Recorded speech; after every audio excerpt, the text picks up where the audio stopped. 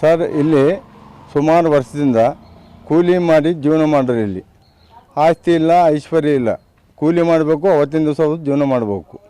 ಇಲ್ಲಿ ಏನಪ್ಪ ಅಂದರೆ ಕೂಲಿ ಮಾಡಿದವೆಲ್ಲ ಬರೀ ಕುಡಿಯೋಕ್ಕೆ ಇಟ್ಟರೆ ಜೀವನ ಹೆಂಗೆ ಮಾಡ್ತಾರೆ ಸರ್? ಸುಮಾರು ಕುಡಿದು 7-8 ಜನ ಸತ್ತೋಗಿದ್ದಾರೆ. ಚಿಕ್ಕ ವಯಸ್ಸಿಗೆ ಒಂದು 25ರಿಂದ 30 ವರ್ಷದ ಒಳಗೆ ತೀರೋಗಿದ್ದಾರೆ. ಸಣ್ಣ ಮಕ್ಕಳು ಬಿಟ್ಟು ಜೀವನ ಮಾಡೋದೇ ಭಾರಿ ಕಷ್ಟ ಆಗಿಬಿಟ್ಟಿದೆ. ಸುಮಾರು ವರ್ಷದಿಂದ ಅಂಗಡಿ ಹಾಕ್ಕೊಂಡು ಇವರು ಅಂಗಡಿ ಸಾಮಾನು ಮಾರಲ್ಲ. ಇವರು ಬರೀ ಬ್ರ್ಯಾಂಡಿ ಮಾರೋದೇ ಇವ್ರ ವೃತ್ತಿ. ಪಾಕೆಟ್ ತರೋದು, ಮಾರೋದು ಬ್ಲಾಕ್ನಲ್ಲಿ. ಇವರು ಬರೀ ಬೆಳಗ್ಗಿಂದ 4 ಗಂಟೆಗೆ ಕುಡಿದು ಕೆಲಸಕ್ಕೆ ಹೋಗೋದು, ಕೆಲಸದಿಂದ ಬರೋದು, ಕುಡಿಯೋದು. ಹೆಂಡತಿ ಮಕ್ಕಳನ್ನ ಸಾಕಂದ್ರೆ ಯಾವ ರೀತಿ ಸಾಕ್ತಾರೆ ಸರ್? ಬರೀ ಈ ಹಳೆ ಕಾಲದಲ್ಲಿ ಬರೀ ಬೋವಿ ಜನ ಇರೋದು. ಸುಮಾರು ಅಂದರೆ ಬೋವಿ ಜನ ಎಷ್ಟಿ ಇವರು ಸುತ್ತಮುತ್ತ ಬರೀ ಎಷ್ಟಿ ಅವರೇ ಜನ ಇರೋದು. ಇವರೆಲ್ಲ ಬರೀ ಅದಕ್ಕೆ ಕುಡಿಯೋಕ್ಕೆ ಇಟ್ಟುಬಿಟ್ರೆ ದುಡ್ದಿರೋದೆಲ್ಲ ಹೆಂಡತಿ ಮಕ್ಕಳಿಗೆ ಯಾವತ್ತೂ ಅನ್ನ ಹಾಕಲ್ಲ ಸರ್. ಇವರು ಹೆಂಡತಿ ಮಕ್ಕಳು ಪರಸ್ಥಳ ಹೋಗ್ಬೇಕು, ಕೂಲಿ ಮಾಡಬೇಕು, ಜೀವನ ಮಾಡಬೇಕು. 200-300 ರೂಪಾಯಿ ಕೂಲಿ ತಂದು ಯಾವ ರೀತಿ ಜೀವನ ಮಾಡ್ತಾರೆ ಸರ್? ಅದಕ್ಕಾಗಿ ನಮ್ಮ ಅಕ್ಕಪಕ್ಕದ ಹಳ್ಳಿಯಲ್ಲಿ ಸುತ್ತಮುತ್ತ ಎಲ್ಲಿ ಕುಡಿಯೋದೇ ಬೇಡ.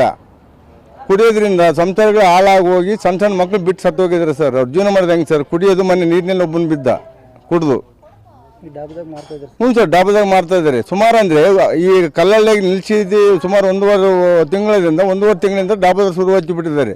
ಡಾಬಾದಾರ ಏನು ಕೆಲಸ? ಅನ್ನ ಮಾಡಬೇಕು, ರೈಸ್ ಮಾಡಬೇಕು, ಎಗ್ ರೈಸ್ ಮಾಡಿಸ್ಬೇಕು, ಇಲ್ಲ ರೊಟ್ಟಿ ಮಾಡಬೇಕು, ಒಳ್ಳೊಳ್ಳೆದು ಫುಡ್ ಮಾಡಿ ಮಾರಬೇಕು ಅವರು.